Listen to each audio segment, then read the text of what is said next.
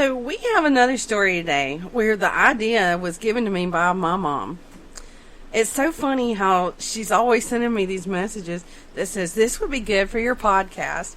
It's funny, but it's kind of cool, too, that the family has gotten involved like this. So the story that she sent us today is the story about a woman from the UK by the name of Ruth Ellis.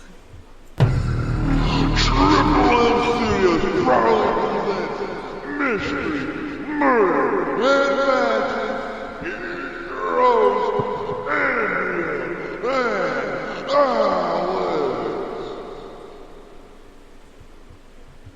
Hey y'all, and welcome back to another fun episode of Mystery, Murder, and Magic.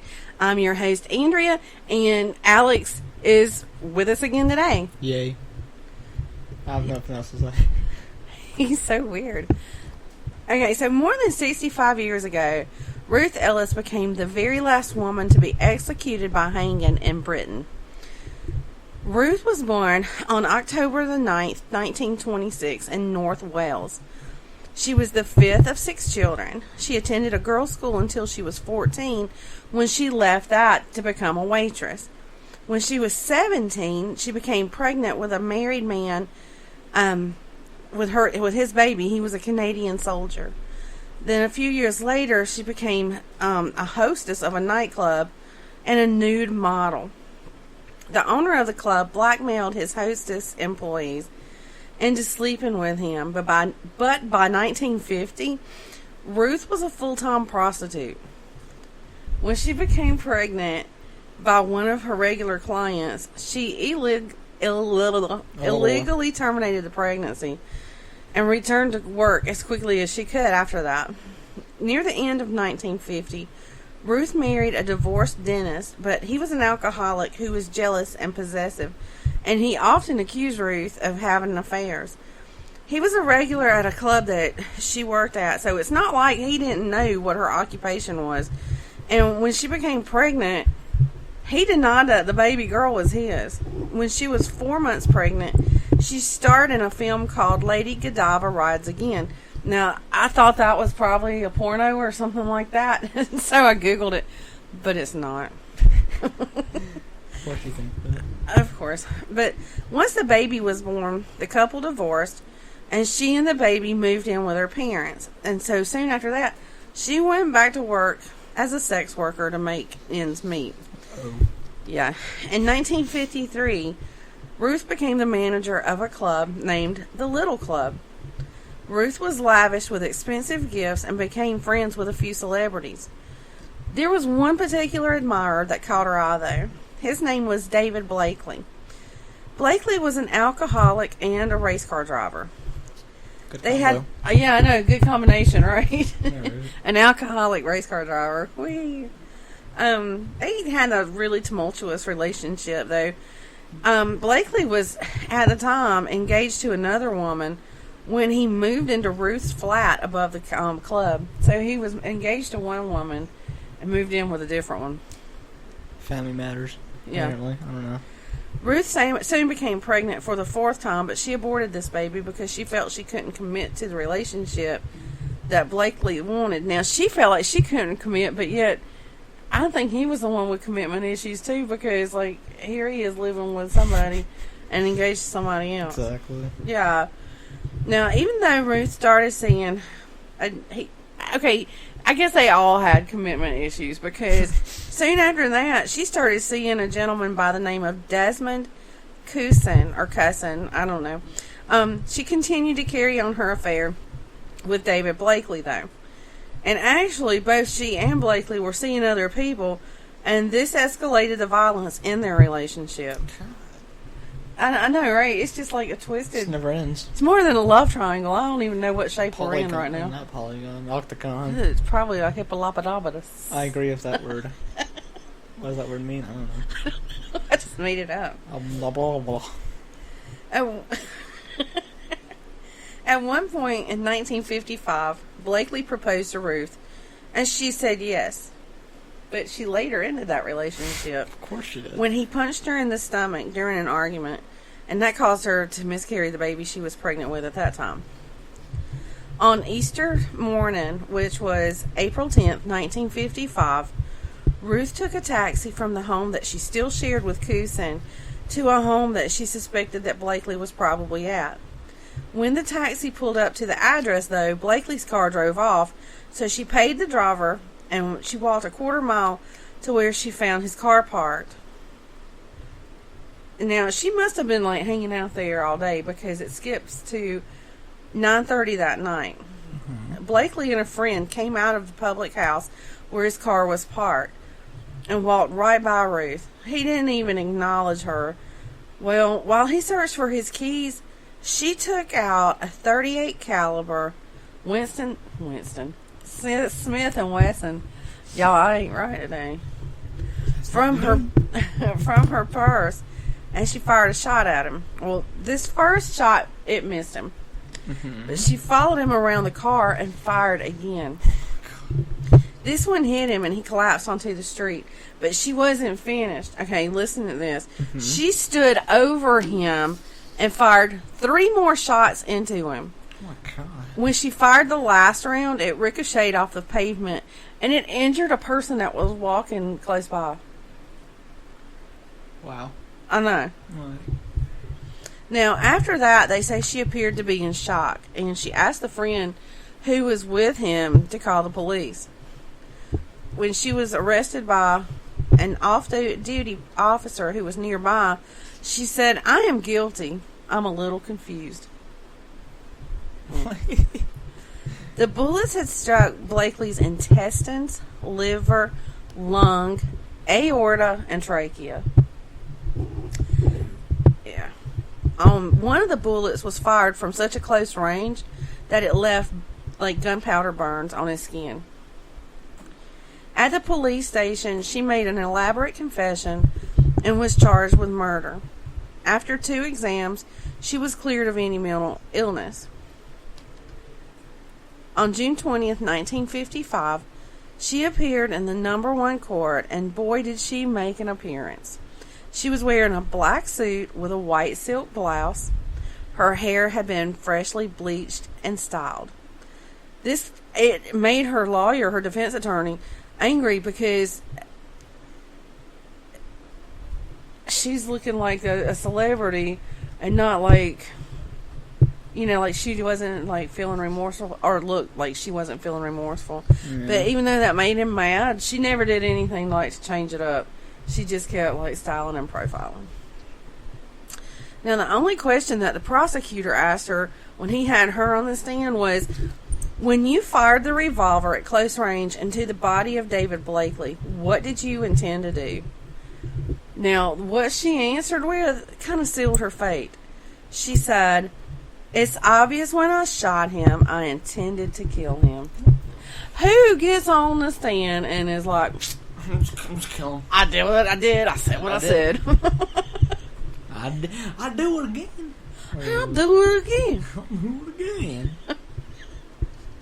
The jury came back in 20 minutes to convict her of murder. I mean, there's not much to think on there, right? No, she didn't do it all the time. Now, even though Ruth didn't want to fight the verdict, I mean, I don't know why she would put up a fight after she done told him that she did it. Her attorney filed a 7-page letter to the Home Secretary asking for a reprieve, but it was denied. She had wondered. Yeah, right. Ruth basically fired her attorney and asked to speak with an attorney whose firm had previously represented her in her divorce. On the day before her execution, she told her attorney that she wanted to make a will. Once he was there, he pressed her for the entire story of what happened the day that she shot Mr. Blakely. She told him that she and the other guy, Mr. Cousin, had been drinking most of the weekend, and it was him that had given her the gun she used to kill Blakely. And you know what? He had even taken her to practice shooting the gun. Well, I mean, 2 of those bullets missed him. I mean, he didn't train her too good, because one missed Mr. Blakely and the other one ricocheted and hit somebody else. I don't know why I laughed, because that's not funny. Not. What's that? Even with this new evidence, it didn't help Ruth at all. And even showed that the murder was premeditated. Before her execution, Ruth sent a letter to his parents, the man that she shot, Mr. Blakely, his parents, saying that she had always loved their son and would die loving him. Just before 9 in the morning on July the 13th, the executioner and his assistant took Ruth from her cell to the execution room where she was hanged. She was buried. Now, I'm going to tell you from here, which has already been sad enough because there's a lot of craziness in that story. It gets even sadder, okay? She was buried in an unmarked grave at the prison, but her remains were later relocated to a churchyard of St. Mary's Church. I think I read that they were like tearing down the prison to build a new prison, and they were like the women's graves that were there at that prison. They dug them up and like relocated all of them. Now her son, his name was Andy. He and he was the first one that she had, the one that she had when she moved back in with her parents. He wanted her to be buried next to Blakely, wherever he had been buried after she murdered him, but the vicar of that church wouldn't allow it. But her headstone, when she was buried at the church that she was buried at, read Ruth Hornby, 1926 to 1955. So she was like 29 years old, just a year older than your sister when she did all this. Oh my God. I know, but it was later destroyed by her son. It didn't say why, but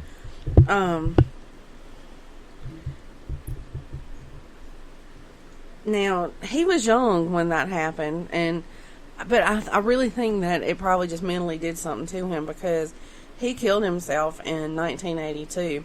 And an interesting fact about this is that Andy had wanted his mother, like I said, to be buried next to Blakely. But like I said, they wouldn't allow it. And he was only 10 when his mother was executed. But he was later diagnosed with schizophrenia as a young man. And he could just never come to terms with the loss of his mama.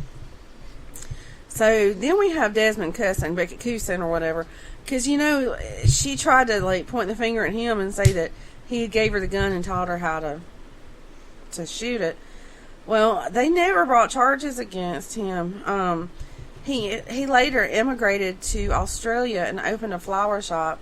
He never got married and he became an alcoholic. Oh, God. Yeah, he died on May the 8th, 1991 from pneumonia and organ failure after he fell in his home and fractured his neck. Mm-hmm. Now, this leads me to the question of, was Ruth telling the truth about Cousin giving her the gun? I mean, was this something he had put in her head, or was this some kind of last-ditch effort to take him down with her? And if this is true, like what she said, why on earth did she wait until the day before her execution to tell anybody? My opinion, and this is strictly my opinion, was that she went after Blakely because he made her miscarry the baby that she was pregnant with, and it was kind of like revenge for her. Yeah. Now, she had a surviving daughter by the name Georgina. She became a successful model, married, and had children. She also worked very hard to win a posthumous pardon for Ruth, but sadly, she passed away of cancer when she was only 50 years old. See, I mean, it's just like one tragedy after another. Yeah. Surrounding that family. Now, several books and a movie have been put out about these events. So I think I'm going to, later get on Hulu and see what I can find. But to me, until Mom sent me the idea for this story, I had never even heard of her or what she did, or that she was the last person or the last woman to be executed by hanging. Yeah. But now, like I said, these are strictly just my opinions. But this is what I really feel like happened with this whole thing. I feel like since she started out at a young age, being treated horribly by men and working in the sex industry and that type of thing, that's just what she expected and thought she deserved. Now, I'm not saying that she was lying about Cousin's involvement in that murder, but because I wasn't there, so I really honestly don't know. But I feel like He was probably the only decent man she had probably ever had in her life. And maybe she wanted to bring him down with her. Because, just from what I know from my 49 years on the earth, women are funny about how they treat the men that are actually good to them. Like, the better a guy treats some women, the worse they are to them. They just push them away or bad to them or whatever. And as far as her filling Blakely with lead, like when she shot him, I think she was angry with him because he caused her to lose that baby that she was pregnant with. And it added insult to injury when he went and talked to her. Because the night before she shot him, I read that she had been told that he was at somebody's house. And she went there, made a big scene, and he went and talked to her. So I feel like it embarrassed her. So, she, hunted him down the next day. Now, him not talking to her, but when she went to talk to him at that house, probably just fueled her fire, Yeah, probably did. I do believe that she did love him, but it was probably one of those loves of, if I can't have you, no one can have you either. Nobody else can. And sadly, there's a lot of relationships out there like that. I'm not saying that it's right, but, I mean, it seems like there's a lot of that. But, yeah, that's a story I had never even heard of before, and I just thought it'd be cool to share here. Alex, you had never heard of the name Ruth Ellis or what she did or anything like that? And after hearing that, no, that's crazy. Like, that's really crazy. It really is. I don't know how that escaped me because I watched so much of the ID channel, and I've never seen that name come up before. I mean, on one hand, I feel like one time it may have been one of the little mini parts of Deadly Women, I think is the name of the show. Yeah. But those short stories are so short, so I guess it just, I can't swear for, to a fact that they really ever did this as an episode. But that's really all I got for this week. You have anything to add, Alexander? I don't think I do. Just hearing that, like, wow, and everything. That's I've nothing else to say. I agree. I don't even know what to say on it myself. Well, that's all we've got. Check us out on Facebook at facebook.com/3mpodcast. If you want to send us an email, it's 3mpodcast3@gmail.com. And, tell your friends about us because we're trying to get our name out there. Yeah, we're cool people. We're cool cats. We're cool. But thanks for listening, y'all.